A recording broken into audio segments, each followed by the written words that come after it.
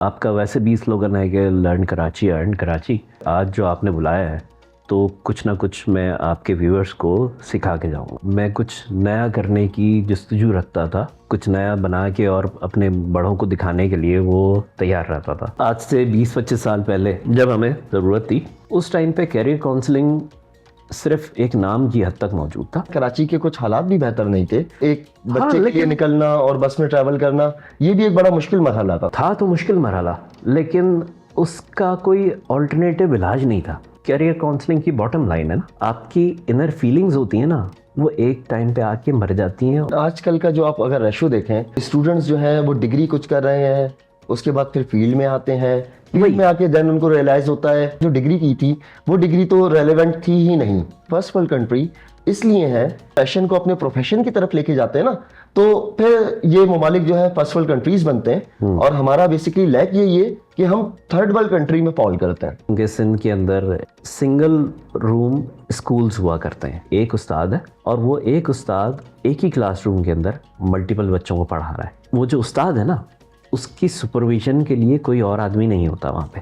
Interior से कोई आदमी आया हुआ है हमारे पास, नॉन लीनियर एडिटर का काम कर रहा है। अपने गांव के अंदर वो स्कूल टीचर है, वहाँ से वो सरकारी सैलरी उठा रहा है काम, लेकिन यहाँ पे कर रहा है। और वो जो अपनी सरकारी सैलरी है ना, उसका कुछ हिस्सा गांव में मौजूद किसी अपने कज़न को, भाई को, किसी जान पहचान के रिश्तेदार को वो परसेंटेज पहुँचा देता है कि भाई ये मेरे पास तनख्वाह आ गई है, अब तुम जाके मेरी जगह हाजिरी लगाओ और बच्चों को पढ़ा दो। सर, आपने बड़ा कड़वा सच बोला है।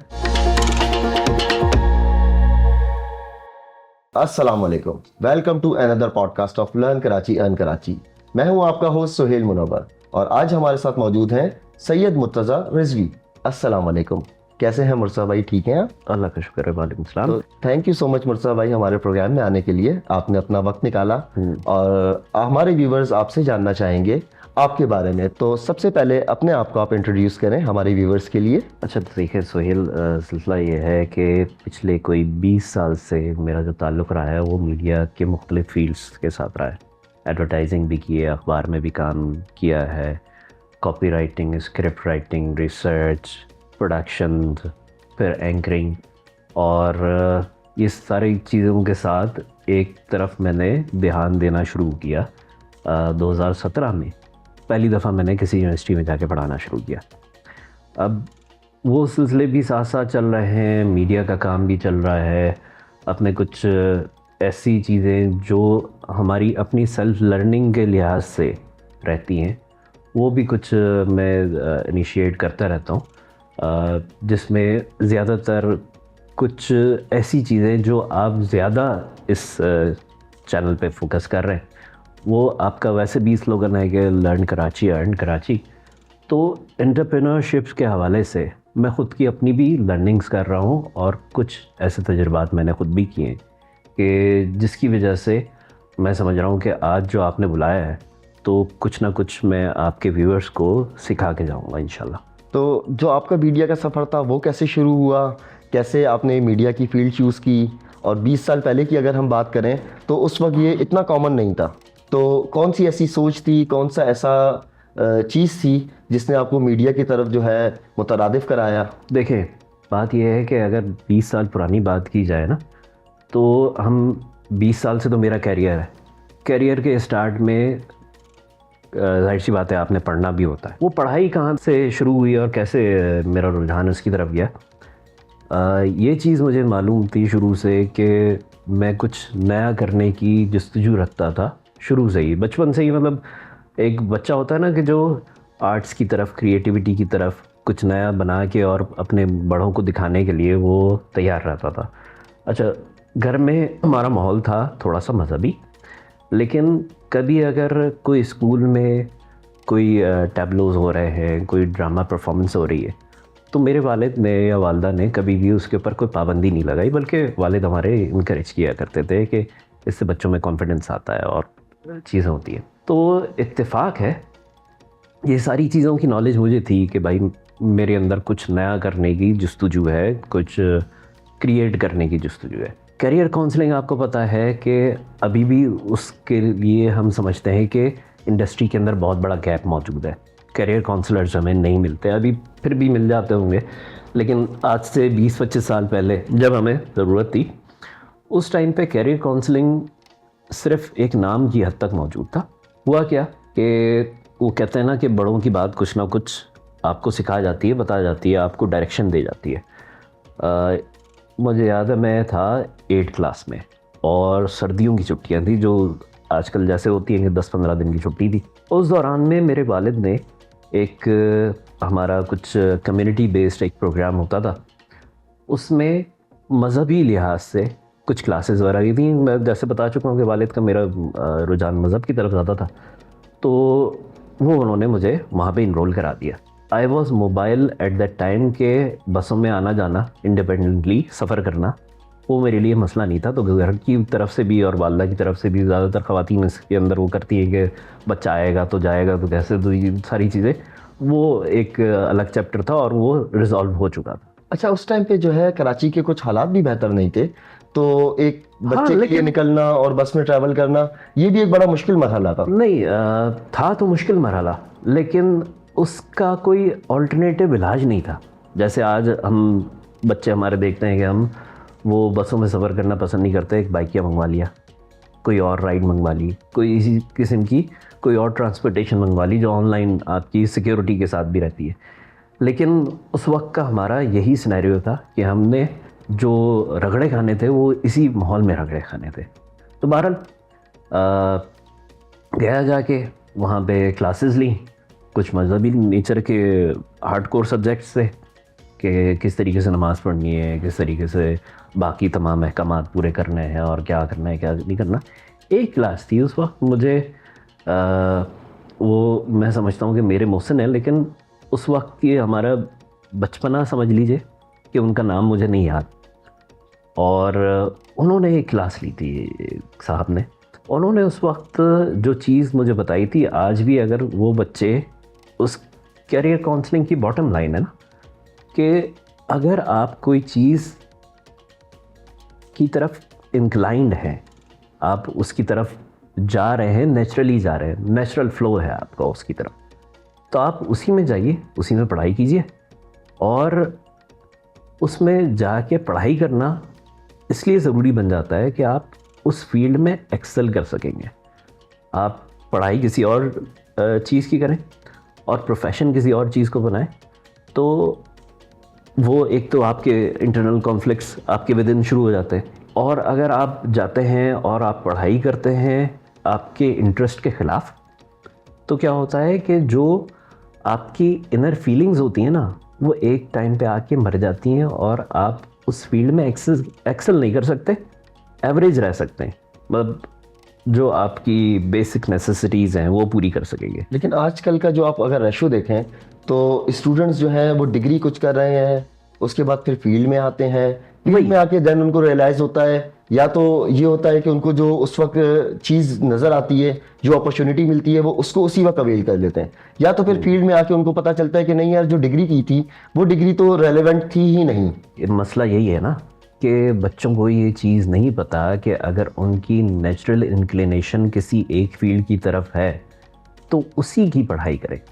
अब फॉर्चुनेटली हमारे क्योंकि माहौल में इस तरीके की चीज़ें नहीं होती हैं, फॉर्चुनेटली मुझे जिस फील्ड की मैंने पढ़ाई की, मतलब मास कम्युनिकेशन में मैंने मास्टर्स किया, उसी फील्ड की पहली नौकरी, दूसरी नौकरी, तीसरी नौकरी और so on and so forth, अभी तक उसी फील्ड के अंदर मैं काम कर रहा हूँ।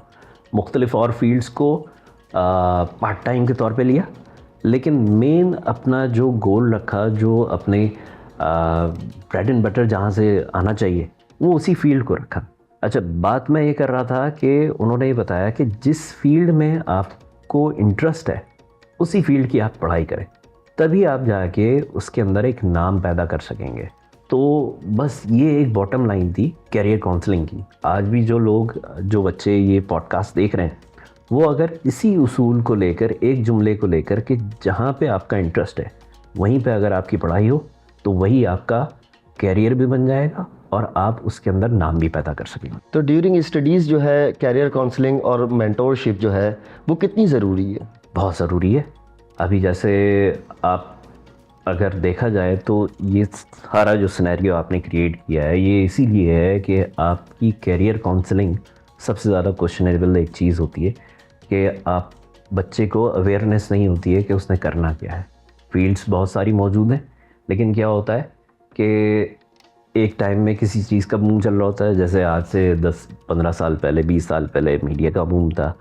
अब अगर हम आ जाए तो देखते हैं कि जी जो आईटी रिलेटेड सर्विसेज हैं, जिसके अंदर आपकी AI, automation, large language models और ये सारा कुछ चल रहा है, तो लोग इसकी तरफ जा रहे हैं।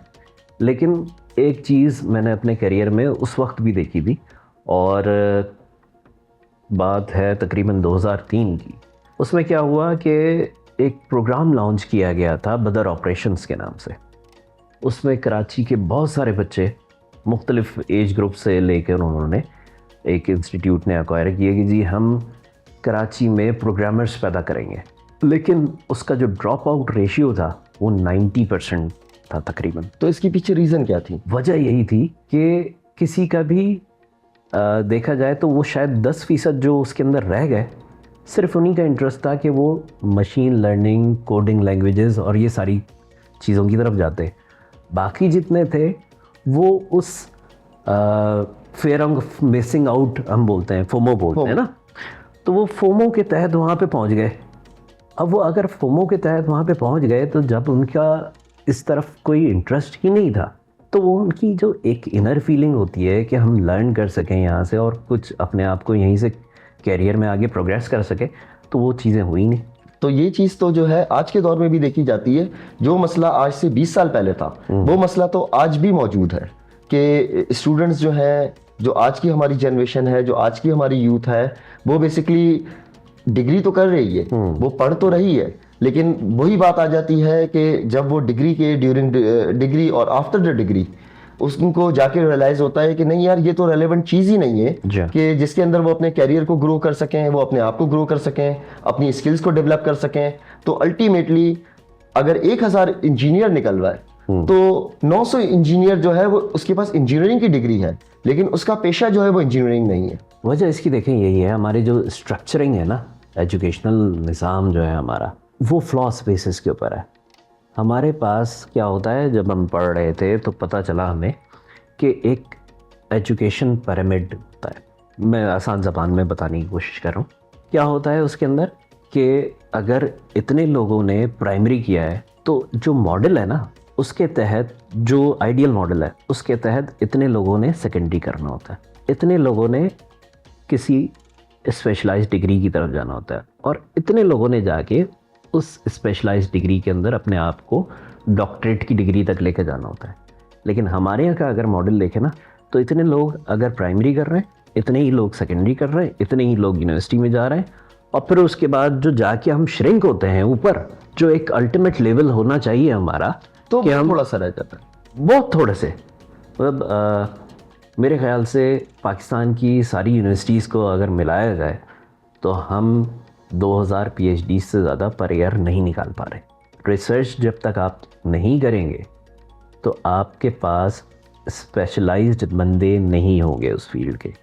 और जो आपका ये मॉडल है ना, वो आपके ये नहीं होता कि वो यूनिवर्सिटी लेवल से शुरू किया जाए, वो आपके प्राइमरी लेवल से होता है। अगर बाहर के मॉडल्स देखते हैं जो कि कामयाब मॉडल हैं, उसमें प्राइमरी लेवल से बच्चे की इंक्लिनेशन, उसका इंटरेस्ट, उसकी बॉडी लैंग्वेज, उसके रुझानात को देख के वो फैसला करते हैं कि जी इस बच्चे ने आर्ट्स की तरफ जाना है, इस बच्चे ने कॉमर्स की तरफ जाना है, इस बच्चे ने आगे चल के साइंस की तरफ इसका रुझान है, तो उसी की तरफ वो एक समझ लीजिए कि वो देते हैं, उनको बढ़ाते हैं आगे। कि अगर बच्चा कुछ क्रिएटिव है तो उसको परफॉर्मिंग आर्ट्स की तरफ भेज देते हैं। सर वो ये नहीं देखते कि वो आगे चल के क्या कमा पाएगा, वो ये देखते हैं कि सोसाइटी का एक अच्छा मेंबर बन जाएगा।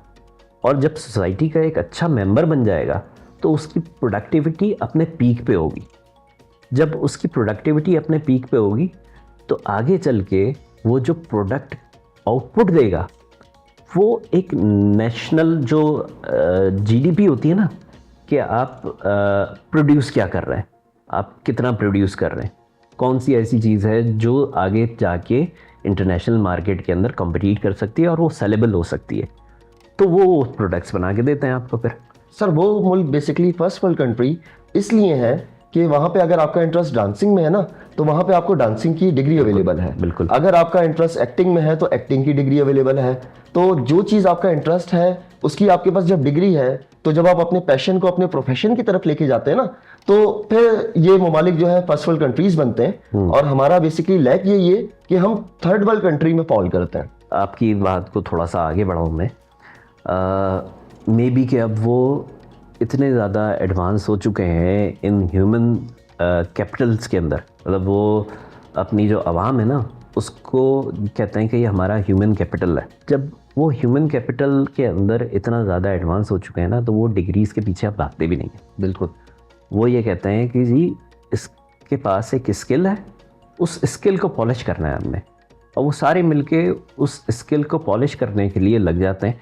इसीलिए हमारे पास आप जो देखें ना, हम जो सारी बातें कर रहे हैं, इस बीच में जो चीज़ रह गई है वो सबसे बेसिक यूनिट है किसी भी सोसाइटी को डेवलप करने का, और वो है टीचर। हमारे यहाँ टीचर कौन बनता है? जिसको कहीं और कोई और अपॉर्चुनिटी नहीं बनती, वो जाके लैंड कर जाता है इस डिपार्टमेंट में। और क्या कहें कि यहाँ पे जो हमारा सिनेरियो है वो हम प्राइमरी लेवल पे, सेकेंडरी लेवल पे ज़्यादातर जो टीचर्स देखते हैं वो ख़वातीन को देखते हैं। ख़वातीन की मैं बुराई नहीं करना चाह रहा इस हवाले से, लेकिन बात ये आती है कि जितना आपका एक्सपोजर होगा, जितना आप, हमने सीखा ये है, सुना ये है, पढ़ा ये है कि जितना आप मोबाइल होंगे, जितना आप एक जगह से दूसरी जगह पे जाने के लिए तैयार समझेंगे अपने आप को, मोबिलिटी के आपके इश्यूज़ नहीं होंगे, उतना ज़्यादा आप लर्न करेंगे और उतनी ही ज़्यादा आपकी मेंटल डेवलपमेंट होगी, उतनी ही ज़्यादा आपकी अर्निंग होगी। अब यहाँ पे हमारे पास अलमिया ये है कि हमारे पास प्राइमरी लेवल पे 60 to 70%, बाज़ जगह 80% ख़वातीन पढ़ा रही होती हैं, जिनका ख़ुद का एक्सपोजर इस दुनिया को समझने का, सीखने का वो बहुत थोड़ा सा होता इसी है। बात में मैं आपकी एक और चीज़ ऐड ऑन करूँगा कि आप एक अच्छी जगह के ऊपर आप इंजीनियरिंग करना चाहते हैं, आप मतलब यानी कि एज एन इंजीनियर एक वर्क परफॉर्म करना चाहते हैं, तो आपके पास इंजीनियरिंग की डिग्री होना बहुत ज़रूरी है। इसी तरह आप मीडिया साइंसेज में थे, आपने मास कम्युनिकेशन किया, तो आपने मीडिया फील्ड चूज़ की। लेकिन हमारे यहाँ का अलमिया ये है कि यहाँ पे जो हमारे टीचर है ना, उसको टीचिंग करने के लिए किसी क्राइटेरिया की ज़रूरत नहीं है। बिल्कुल बिल्कुल। तो जिसके पास कोई डिग्री नहीं है, आप प्राइमरी लेवल की बात करें तो प्राइमरी लेवल में मैट्रिक पास जो स्टूडेंट्स हैं, वो मैट्रिक करने के बाद उनके पास दिन में टाइम होता है, तो वो हमारे बच्चों को पढ़ा रहे हैं। तो जब ऐसे टीचर्स हमारी यूथ को पढ़ाएंगे, तो फिर तो ऐसे ही स्टूडेंट्स हमारे और ऐसी ही यूथ निकल के सामने आएगी। अच्छा, फिर भी जो आप सिनेरियो बता रहे हैं ना, वो मेरे लिहाज से, मैं अपनी अगर बात करूँ ना, मेरी अंडरस्टैंडिंग के लिहाज से वो फिर भी बेहतर है कि एक बच्चा है जो मैट्रिक कर चुका है, वो प्राइमरी लेवल पे जाके बच्चों को पढ़ा रहा है। मेरे लिए वो ज़्यादा बेहतर है। मेरे लिए वो ज़्यादा बेहतर क्यों है? इस वजह से कि एक सिनेरियो है छोटा सा हमारे पास, क्योंकि सिंध के अंदर, इंटीरियर के अंदर बहुत दफ़ा मेरे जाना हुआ, तो वहाँ पे सिंगल रूम स्कूल्स हुआ करते हैं। वो सिंगल रूम स्कूल्स क्या होते हैं कि एक उस्ताद है और वो एक उस्ताद एक ही क्लासरूम के अंदर मल्टीपल बच्चों को पढ़ा रहा है और मल्टीपल लेवल के बच्चों को पढ़ा रहा है। कच्चा उसका फ़र्श होता है, लेकिन वो जो उस्ताद है ना, उसकी सुपरविज़न के लिए कोई और आदमी नहीं होता वहाँ पे। तो वो जिस टाइम पे आए, पढ़ाए, नहीं पढ़ाए, अच्छा पढ़ाए, बुरा पढ़ाए, जैसा कुछ भी पढ़ा दे, वो उसकी कैपेसिटी के ऊपर है और उसकी ईमानदारी के ऊपर है। अब हम अपने अगर सिनेरियोज़ देखते हैं तो मुख्तलिफ़ जगहों पे जो हमने काम किए, उसमें क्या होता है कि इंटीरियर से कोई आदमी आया हुआ है हमारे पास, वो हमारे पास नॉन लीनियर एडिटर का काम कर रहा है और अपने गांव के अंदर वो स्कूल टीचर है, वहाँ से वो सरकारी सैलरी उठा रहा है, काम लेकिन यहाँ पे कर रहा है। और वो जो अपनी सरकारी सैलरी है ना, उसका कुछ हिस्सा गांव में मौजूद किसी अपने कज़न को, भाई को, किसी जान पहचान के रिश्तेदार को वो परसेंटेज पहुंचा देता है कि भाई ये मेरे पास तनख्वाह आ गई है, अब तुम जाके मेरी जगह हाज़िरी लगाओ और बच्चों को पढ़ा दो। सर आपने बड़ा कड़वा सच बोला है, लेकिन अगर हम इस चीज़ को हम ठीक करने निकलेंगे ना तो हम खुद बिगड़ जाएंगे। यहाँ पे अलमिया ये है कि आप जो स्ट्रक्चर डेवलप हो चुका है, जो चीज़ें डेवलप हो चुकी हैं, आप उसको सीधा नहीं कर सकते, लेकिन as an human being, as an good citizen, आप जिस हद तक काम कर सकते हो तो आपने उस हद तक तो काम करना है। तो ये चीज़ बेसिकली जिस लेवल से शुरू हो रही है और जिस लेवल तक जा रही है ना, तो इसके लिए आप और मैं क्या, ये पूरा शहर, ये पूरा मुल्क बहुत कम होगा। अगर हम सब मिलके भी इसको ठीक करने की कोशिश करेंगे तो ये ठीक नहीं हो सकता। लेकिन मसला ये है ना भाई कि ये हमने फाउंडेशन स्टोन ही अपना जो है वो टेढ़ा कर दिया। फिर हमने अपनी फाउंडेशन, जो एजुकेशनल फाउंडेशन थी, उसको इतना बिगाड़ दिया है कि आज मैं और आप ये बैठ के बात कर रहे हैं कि यार इसका तो कोई हल ही नहीं है, लेकिन ये तो सीधा हो ही इंडिविजुअली नहीं सकता। लेकिन इंडिविजुअली जो है हम अपनी हद तक जो काम कर सकते हैं हमें वो तो करना चाहिए। बिल्कुल, तो बिल्कुल। ऐसे ही काम करने के लिए इस प्लेटफॉर्म पे हमने आपको बुलाया सही। और ये लर्न कराची एंड कराची हमने एक प्लेटफॉर्म शुरू किया है। अपने हद तक, अपने शहर के हद तक, अपने मुल्क की हद तक हम एज एन इंडिविजुअली जो कर सकते हैं वो तो हम करें। तो ये एक प्लेटफॉर्म, एक इनिशिएटिव हम लोगों ने स्टार्ट किया है कि हम लोगों की करियर काउंसलिंग करेंगे। सही। हम लोगों को सिखाएंगे, हम लोगों को अपने पास बुलाएंगे, हम उनको जॉब अपॉर्चुनिटीज़ देंगे। जिस हद तक हम कर सकते हैं हम तो करें। हमारा मसला ये है कि हम सिर्फ बात कर सकते हैं, हम करते कुछ नहीं हैं। तो जब तक हम करेंगे नहीं ना, आज एक करेगा, कल दो करेंगे, दो के बाद 100 करेंगे, तो इसी तरह एक स्ट्रक्चर बिल्ड होता है। तो हम लोगों ने ये इनिशिएटिव लिया है कि हम सिर्फ बात नहीं करेंगे, सही है। हम इस शहर के लिए, इस मुल्क के लिए कुछ करें। बड़ा अच्छा कॉम्प्रिहेंसिव है और इसमें मैं समझता हूँ कि आपने स्ट्रक्चरिंग की भी है ना अपने प्रोग्राम की, कि किस तरीके से आपने किन किन सेक्टर्स को जाके टच करना है और फिर उसके बाद आगे आपने प्रोग्रेस करना है। ये अच्छी एक सोच है और अच्छा एक इनिशिएटिव है।